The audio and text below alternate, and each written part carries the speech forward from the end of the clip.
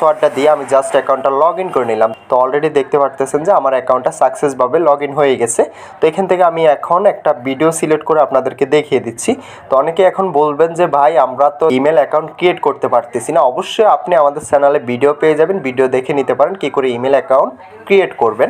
তো এখান থেকে জাস্ট আমি একটা ভিডিও সিলেক্ট করে নিলাম। ভিডিওটা সেভ হয় কিনা আমরা দেখে নিব। তো আমি এখান থেকে ভিডিওটা সিলেক্ট করার পরবর্তীতে আমরা যদি এটা কোনো কাস্টমাইজ করতে যাই তো এটাও আমরা কাস্টমাইজ করতে পারবো। আর যদি কোনো কাস্টমাইজ না করে থাকি, আমি জাস্ট আপনাদেরকে দেখানোর জন্য যেহেতু ভিডিওটা আপলোড করছি, তো সেই ক্ষেত্রে আমি এখান থেকে এটা আমাদের যে এক্সপোর্ট যে অপশনটা রয়েছে, আমরা যদি সেভ অপশনে ক্লিক করে দেই তো এখান থেকে এটা অলরেডি আমাদের এটা সেভ হয়ে যাবে, আমাদের গ্যালারিতে চলে আসবে। কিছুক্ষণ আগে যে অপশনটা শো করছিল যে please try again, no internet connection, এই ধরনের সমস্যাগুলো আর এখান থেকে দেখাচ্ছে না। অলরেডি আমার ভিডিওটা প্রসেসিং নিয়ে আমার গ্যালারিতে আপলোড হয়ে গেছে। তো আপনি খুব ইজিভাবে কিপকেটের এই সমস্যাগুলো সমাধান করে নিতে পারবেন। তো কিপকেটের অনেক ভিডিও আমাদের চ্যানেলে পেয়ে যাবেন, গিয়ে দেখে নিতে পারেন যে কোনো সমস্যার জন্য।